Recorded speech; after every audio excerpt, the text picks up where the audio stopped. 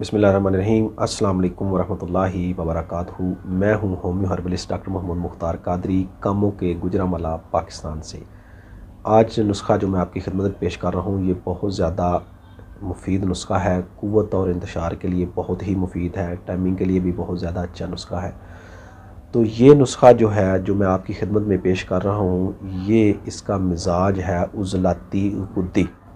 अज्ज़ा इसके बहुत अच्छे हैं, आसान हैं, बनाने में भी आसान है, कोई साइड इफ़ेक्ट नहीं, बहुत ही मुफीद नुस्खा है। ऐसे नौजवानों के लिए या ऐसे हज़रात के लिए जो किल्लत मनी का शिकार हों या फिर वो सूरत अंजाल का शिकार हों, ऐसे मरीज़ या जिनकी शहवत जो है वो कम आती हो, वो क़ुव्वत बा उनकी कम हो, उनके लिए बहुत ही ज़्यादा मुफीद नुस्खा है। नुस्खा के अज्ज़ा आपकी खिदमत में पेश करने से पहले मेरी आपसे गुजारिश है कि अगर आपने अभी तक मेरे चैनल को सब्सक्राइब नहीं किया तो चैनल को फ़ौरन सब्सक्राइब कर लें, ताकि मज़ीद नई आने वाली वीडियो आपको टाइम पर मिल सके। साथ बेल आइकन के बटन को भी प्रेस कर लें ताकि आपको नोटिफिकेशन मिल सके और आप मेरी वीडियो को बर वक्त देख सकें। नाज़रीन, नुस्खा देख लें।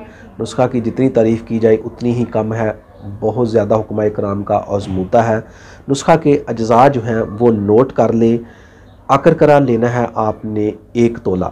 अकरकरा जो है वो खालिस लेना है, 1 नंबर लेना है, अच्छी क्वालिटी का लेना है।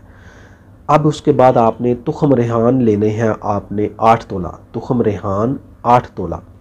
अब इसमें आपने चीनी जो है वो भी 8 तोला शामिल करनी है।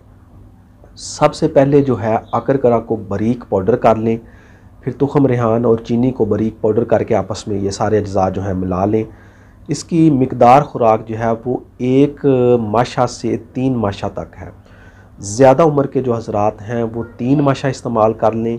जो नौजवान हैं वो दूध के साथ सुबह शाम 1 माशा जो है वो इस्तेमाल कर लें।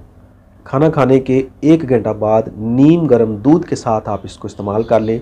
इंशाल्लाह आपकी ताकतें बहाल हो जाएंगी, खोई हुई ताकतें आपकी पूरी हो जाएंगी।